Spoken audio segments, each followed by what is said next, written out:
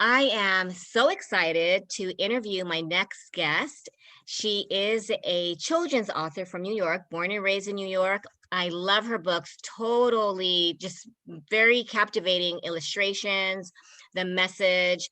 She shared that she had innocent witnesses, her children, her son and daughter, to her battle with depression, and that inspired her to write Treasures. So it's in honor of her son and daughter. And then that was in 2016. And Yes. then in 2020, Beautiful You, dedicated to celebrating our differences and our strengths. She visits elementary schools and really teaches kids the opportunities they have to experience happiness despite all this madness.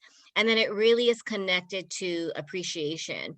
So what I wanted to ask Sarah, I don't even think I said your name, Sarah Klaiber.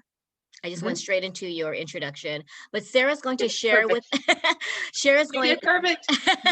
Sarah is going to share not only what children should do to access happiness or experience happiness, but what can parents do? Because we sometimes put ourselves, right? We were talking earlier, we put our self-care on the back burner and we just focus. We need to make sure our kids' mental health is taken care of.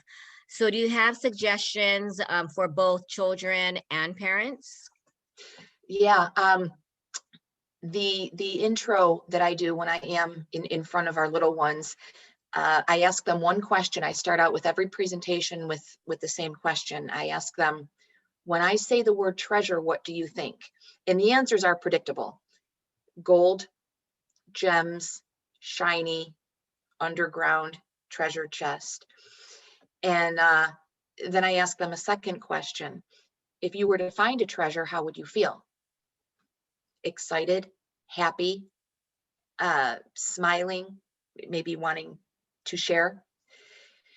So then, I go into a little bit of, have you ever woken up feeling sad? Have you ever felt blue? Have you ever, and then, maybe not a lot of hand raises at that point, but you'll see a lot of connection through head nods and facial expressions. And then I completely changed the subject and I said, let me ask you a question. What is something that makes you happy? And then again, a lot of predictable answers. My brother, my sister, my mom, my dad, my toys, my video games, my pony, my whatever that might be. And I have an interactive conversation for about 5 minutes. And then I say, what is something that you like to do? And sing, dance, draw, play with my brother and sister, play with my animals. And then I slowly through this presentation get our little ones to realize that you don't need a shovel to find a treasure. They are around us every day, and treasures are anything that make us happy, even if it's only for a minute. They are around us every day, and treasures are anything that make us happy, take us away from those feelings that we don't want to have. We just have to stop and realize that indeed they are treasures. Wow. Can you share the book with us? Yeah. Look at that draw. I just love that illustration. Yes, thank you. This is what my children looked like when the book was thought of for the first time. Yeah. And then a little side note on the back, that's our pup. We did lose him a few years ago, but that's our pup in the treasure chest, at the end, the symbolic rainbow with the treasure. Yes. At the end. And as you flip through it, I won't share the whole thing, but these are a lot of things that are actually part of my life. Like some treasures sparkle, some treasures glow. This is actually a necklace that my husband bought for me several years ago. Some treasures lived on big ships long ago. Some treasures are earned, some treasures in one. That's an actual trophy that my son earned while playing football. Some treasures are scratched and loud when they run. So, at this part, when I'm doing the book read, I explained that this actually did look like a car that I had, and it was stinky and it was loud. And, there were some moments of embarrassment of being dropped off at school. But at the time, that car was a treasure because it got us to where we needed to be.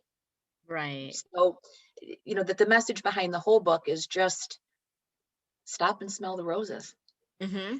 or appreciate the exhaust dust, or the the stinky dog breath, or you Well, know. just the little things. Yeah, Yeah. Hawaii suffered a flood. I mean, the neighbor islands as well as Oahu, but some houses were swept away, Hmm. losing everything. And then Right. the next day, I looked around and I said, you know what? I'm very embarrassed about the mass disorganization, but I said, we have our house. Hmm. We have things that are not floated. I mean, I can imagine losing your bed, losing your cars, losing your, they lost their chickens, their coops, their livelihood. Yesterday, a whole farm, tens of thousands of dollars, a whole farm was just swept away on my island. uh, And so it's going to take, she said it takes everything to get out of bed to realize that, you know what, it's going to be okay. It's hard yeah. to practice optimism, right? But Hmm. what you're saying is it can just be the tiniest thing, when you wake up and maybe your house isn't there, but whatever house you are at, whatever family member kind of loaned you a bed or a place to stay. So you're saying it could just be like playing with your dog. Yes. Yes. And just realizing that these are things that are treasures. Yes, they don't have to be the shiny, like actual treasures that we all think, like the lottery winner, or people think that it has to be such something huge, but Right. many every day that you can experience it every single Hmm. day. Yep. So Yep. let's talk about your second book, The Beautiful You. What inspired, Yep. because that was just last year. This was just last year. If somebody had asked me after Treasures if I was going to write another book, the answer was a solid hard no. The concept of Treasures was actually written before I went through my personal struggle of masking depression the wrong ways and making poor decisions. And when I decided to fight the right way on that journey, I dusted off the creativity and I brought this poem out and said, as you referenced earlier, this is going to be dedicated to my children as kind of like a I'm sorry, and this is something for you. And a couple years later, somebody had brought up the concept of body image and self-esteem. Mm. And I don't know if you're like me, but have you ever had a moment where just one concept or one sentence was said and it resonates and you can't Oh, stop? yes. Yeah. So I found myself consumed with this concept for weeks. And and I asked myself, if you are asking our little ones and the readers to appreciate the things around them, doesn't it ultimately start with appreciating the things about you? So as I'm asking you to, look at that spring flower, or the dance class that you're in, or your friends or your family, what about you? It has to start with accepting yourself. So that's when Beautiful You was thought of. And it's a little bit more mature as far as language. I would say Treasures probably pre-K through third grade. The language in this one is a little more mature. So this is probably for fourth to sixth grade. But again, it just goes on to share that we should appreciate our differences. And the pup that I told you about that we lost, the intro, it's actually dedicated to him. And it says, Oh, once upon a time, a litter of pups came into this world. One was not like the others and sat alone. We brought him home with us because differences are cool. And you can literally see him just kind of. oh. And throughout the book, purposely, the characters, I do not show their faces so that you can use your imagination when it comes to the differences and respecting people's diversities and unique qualities. So on purpose, you won't see the faces so the reader can leave their differences up to their imagination. Wow, that's very creative. And that way they can personalize it and actually feel what your Mhm. message is. Because Correct. I never realized that. We always, okay, do this, do that, and appreciate what's outside. But once you really see the gift that you have, than the body image, or just, you know, how we do the self-criticism. What is your Yep. advice for parents who see their kids constantly, you know, especially with social media, or they're not pretty enough, they're not, I don't know, their eyes or their makeup doesn't turn out, or their, you know, whatever it is. Mhm. Do you have suggestions on how parents can help lift their child's self-esteem, especially with teenagers? They go through a lot of, it's almost like a self-rejection. You know, they just don't like anything Oh about yeah. themselves. Yeah. The self-sabotage is just, Yes. it's just awful. You know what? It's something that I still struggle with. The the shortest and the answer that comes first to my head, Karen, is just be there. You don't need to, because I mean, in some cases, you don't want to be overbearing. I know sometimes with what I have here in my household, getting in the faces and forcing yourself upon them is not what they want, but it's what you want. So I think just being there, and I'm a fan of subtle messages. So even if you don't think it's an appropriate time to force a sit down conversation, and I know you're hurting, or you might not be, but I think you are. Um, I'm a fan of the subtle messages. There was my oldest was struggling for a while, and I knew it, but I also knew that a forced conversation might not be the best thing. So I I think it was about 2 months. I took the yellow sticky notes, and I just started with one, and I just put a sticky note that said "I love you" on her bedroom door. And I did one the Wow. next day, and one the next day, and one the next day. They're still up there now. Um, and it was just a subtle message that I just want you to know this today. And and that's what I did. So, a subtle text message, "Hi, I'm here," a, a smile, but just anything that you can do to make them know that you're here. But it is hard. It is very hard, because again, I struggle with the forced conversations that might not be welcomed, because you don't know. You don't. Yeah. The one thing that I'll take away from when I was growing up is I had a lot of absence and a lot of loneliness, because my mom wasn't present at all the times that I wished that she should be. And then what happened in her case is that as I became a young adult, and she may have realized how her absences played a role in my life, she now overcompensates. And her and I's relationship struggles today, to this day, because now I'm like, why are you suddenly all over me and in all of my stuff, um, when you never were? And so it's almost like a burden and intrusive. And I know that that's an issue in itself, but I'm proud that I'm aware of it. And so I don't have an ultimate answer as far as here's what you should do. I can just say what I try to do. I try to That is recognize it. great advice, though, because I just realized, I guess I do have these forced conversations, feeling that what I'm going to say is going to make a big difference. And then you don't realize it is my agenda. And then the more they're closed off, you think, okay, I have to do a different route. And you just have another forced conversation. And what you want to say is not necessarily what they want or need to hear. I will never be an expert in that. I Yeah. will never ever be an expert in that. They say what do they say? The golden rule is to treat people how you want to be treated. I could never agree less with something.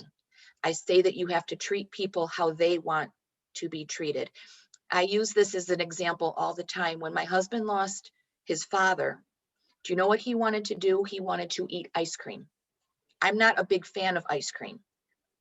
I wanted to cry and hug, and that's not what he wanted to do. But you know what I did, Karen? You got ice We cream. went to the store and I ate ice cream. I ate so much ice cream that I didn't want to look at it for a couple of months, because that's what he wanted. So I think it's selfish for us to assume that we have the solutions based on what other people's needs are. We can't get in and feel. So I think sometimes if it is even unspoken, just being present. Because And sometimes when they the don't moment even does know. come up, and when the moment does come up, whether it's, hey, do you want to watch a movie? Hey, do you want to talk? Hey, do you want to do this? I'm not even thinking. Yep. The answer is Yes. yes. Mhm. Well, because sometimes you said that we don't even know what we want. We know we don't want Oh, to feel this way. So how are we supposed to know what they want if they don't even know what they want? They just yeah. want to heal. They're feeling Mhm. crappy, but we as mothers feel like, okay, I think they need, and I'm going to just do this. I'm going to have this conversation. And Mhm. I just realized that right now when Chelsea says, are we done yet? Are we done yet? And I think, no, we're not done yet. That means it's not, I'm not doing what she wants. But I think Right. as a mother, no, no, no, you have to listen to this because we Mhm. need to have this conversation in order for you to feel better. And you just made me realize, I think a lot of us do this, Mhm. bad report card grades, anything, and we want to have, we're going to have this conversation. Yes, because we're trying to fix, I mean, you keep in mind the generational differences. Yes. I did some research when I was trying to figure out why they're seeing, especially during the teenage years. And a lot of us at our age, Karen, are trying to avoid the feelings that we had when we were children and make it all better. And that's where we overcompensate and stay in their faces because, in my case, mine wasn't there. So I think now being on top of you every day is going to fix it. And, on top of that, there's very different issues today. There's very different problems today. Social media, my goodness gracious. So there's, on top of me trying to make things better and fix things all the time, there's issues today that I have no idea are even real. Well, then isn't it add extra stress on a parent because their agenda becomes, I need to find a way to fix. Yes. Hmm.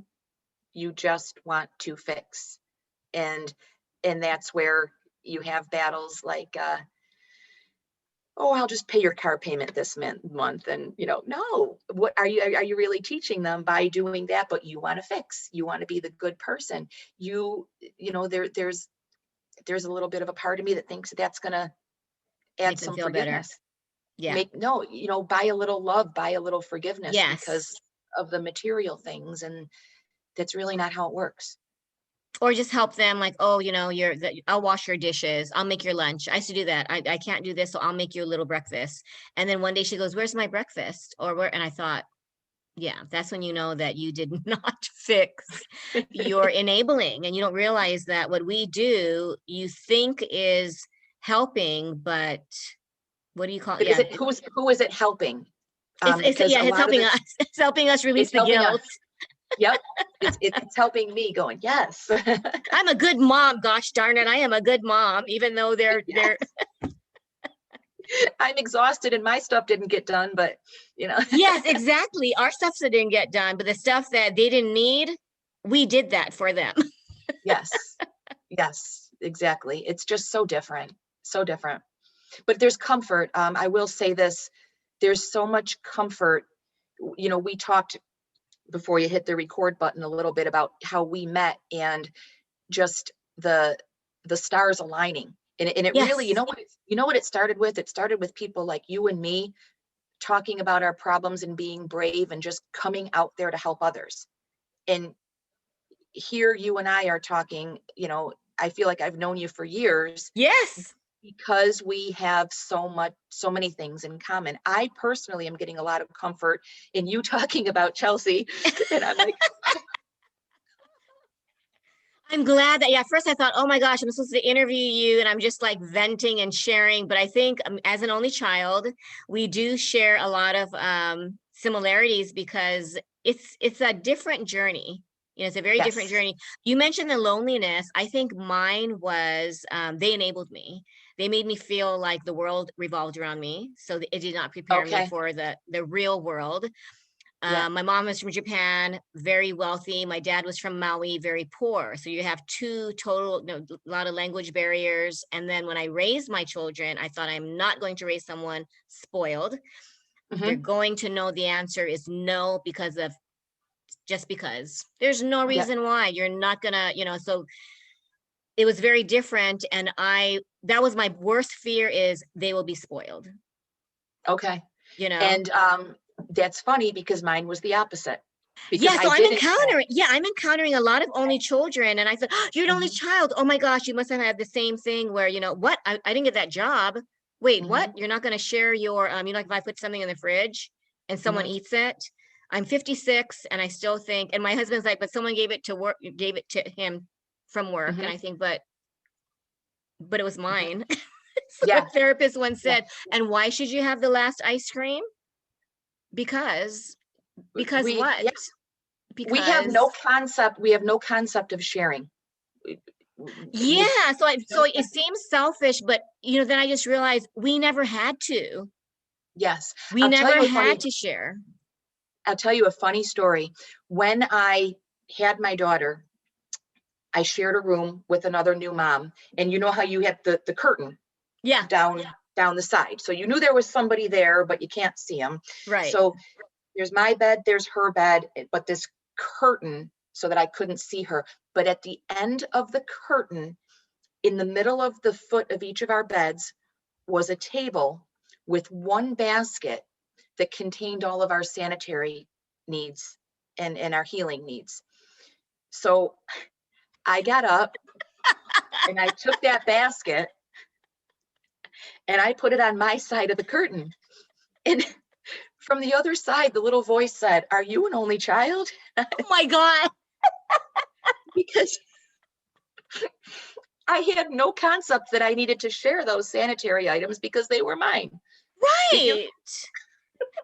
Only another only child would see that as not selfish, is just the way that we were taught. So then I just Yeah. realized people who abuse, people who have Mhm, temper tantrums, people who don't know how to communicate, that's what they were taught, but they are judged, right? They are mhm. judged being, oh my gosh, you don't know the right way to speak. You don't know how to control your temper. You don't know how to not hit or not discipline in a way where you're Yes, not physically damaging your child, emotionally damaging as well, because they just think. yes, And I come yes. across a lot of parents who say the reason why kids are not respected and show respect is they did not get the discipline. They did not get, like in Hawaii, it's the rubber slipper.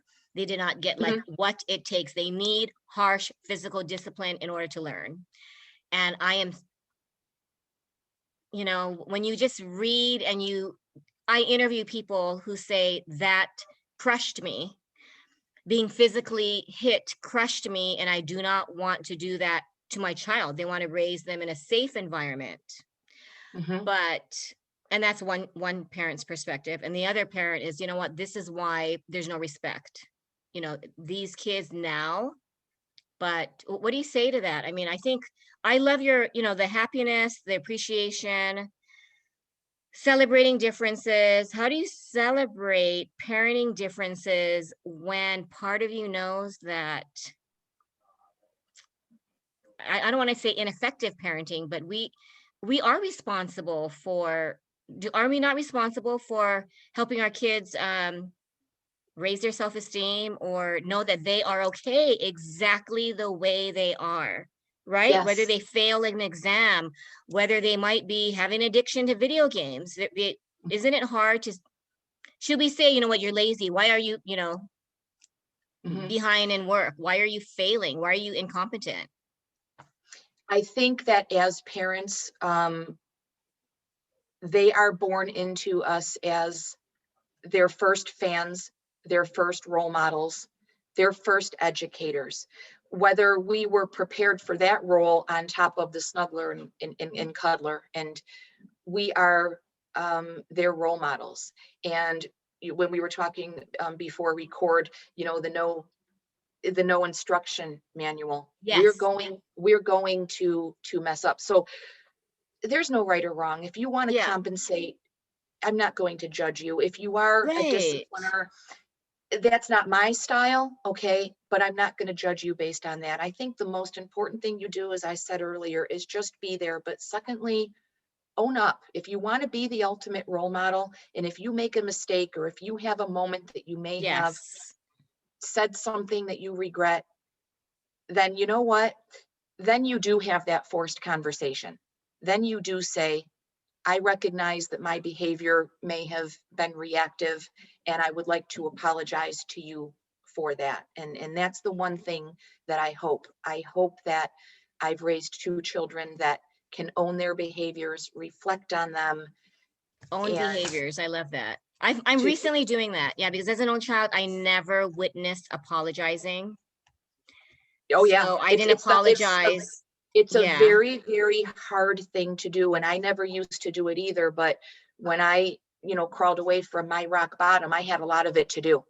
And I could either just mask and pretend that nothing ever happened, or I could take the deep breath and say, but eventually you have to be at peace with what you have done, because you could live the Yes. rest of your life with the guilt.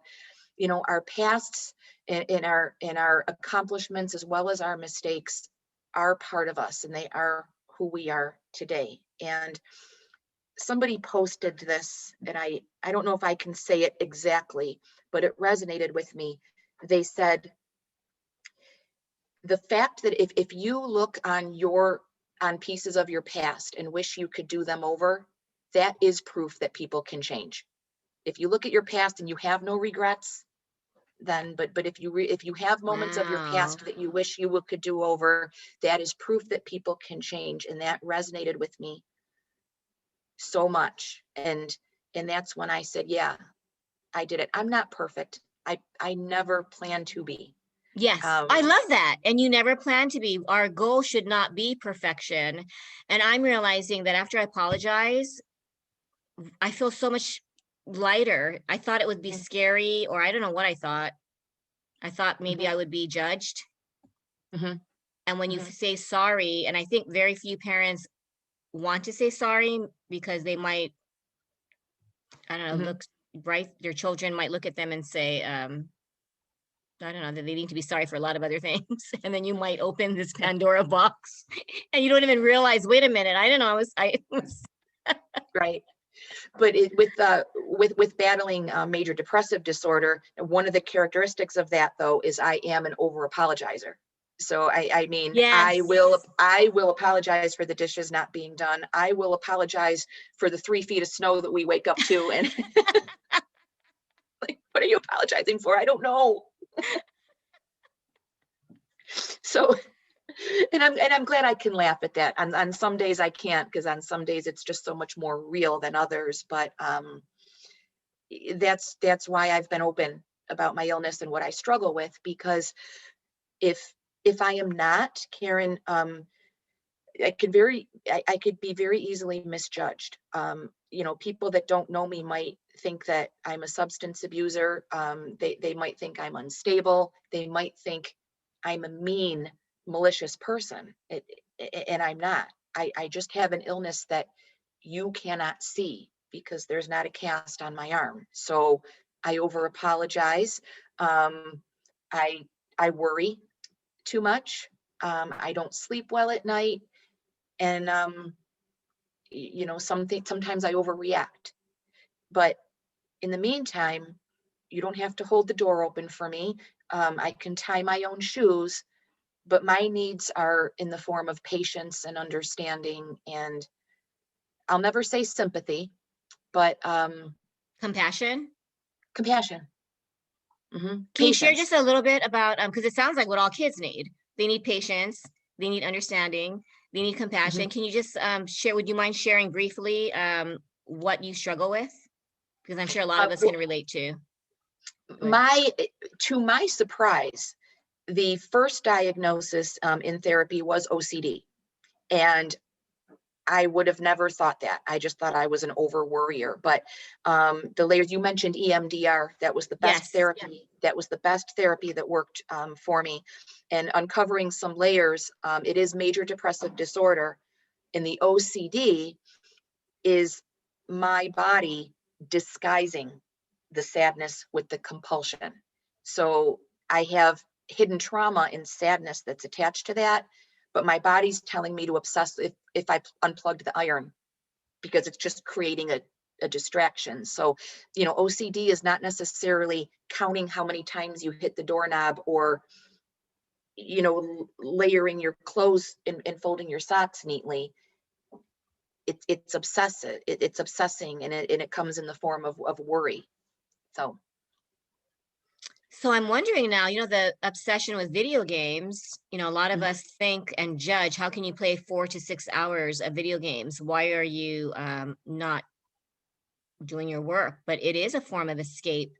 And it's an escape. maybe it's an escape where that's what they feel most comfortable with. And who wants to log online and do the distance learning where you can Mhm. hang out with your friends and play video games? And you have to, and my son, my son for a long time, I thought battled with the screen addiction. And now here's what you have to be aware of. And I may not have been aware of this if it wasn't for my own illness, but opening the door and wanting to scream at him and saying, turn that off and get, um, you're breaking their, you're breaking their getaway right there. You're intruding on their escape. So that would be, when I have a compulsive moment and somebody looks at me and says, snap out of it. it no, it's not that easy. I'm spiraling right now, and you need to recognize that. So, that was hard to tiptoe around too, about wanting to, break in there and, again, having that unwanted conversation. So, and, you know, How did you it, handle it um, you know what? I talked about it when it was appropriate. when he wasn't Uh, playing the video games?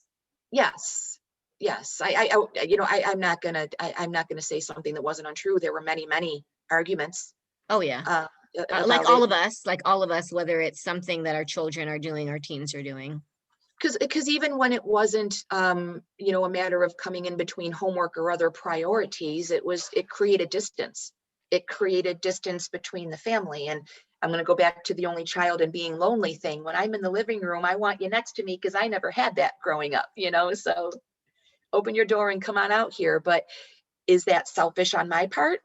Or am I, is now the time to break some habits now before they, carry on into his adult life?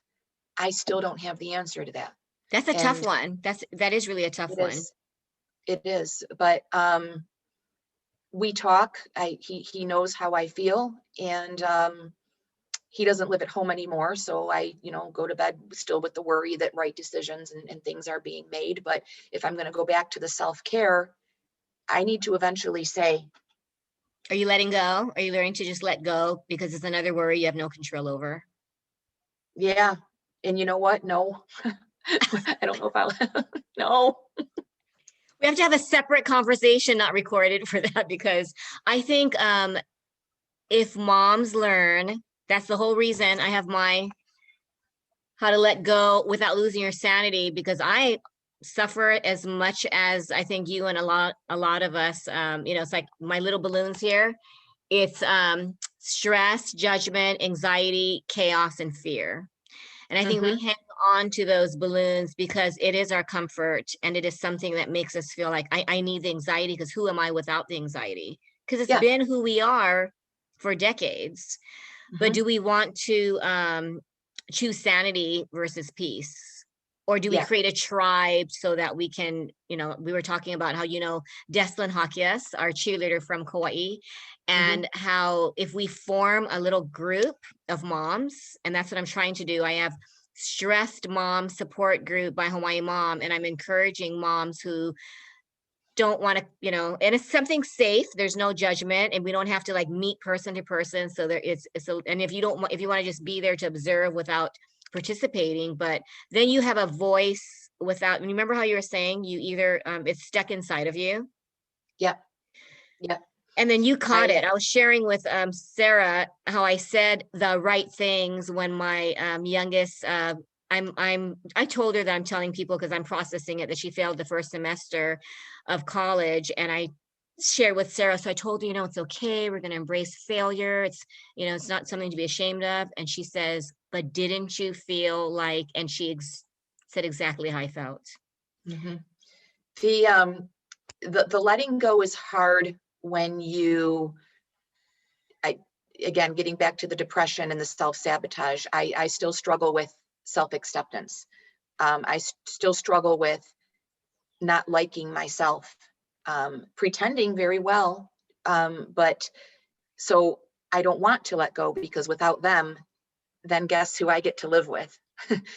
Just me.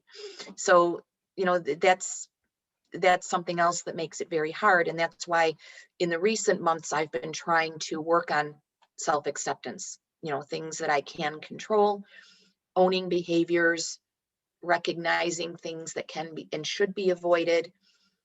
But if there's a little mess up every now and then, Are you learning self-love too? Because it's not just self-acceptance, and that's what Des always reminds us, like loving us yes. and knowing that we are worthy of love and Hmm. that we should love all of the flaws and everything. I think I read something where imperfection is perfection. And Yeah. that way we don't have to strive to be this unattainable, perfect mom, which none of us will ever, Will ever be. will I'm ever. working on it. Yeah. Yeah. I'm working on it.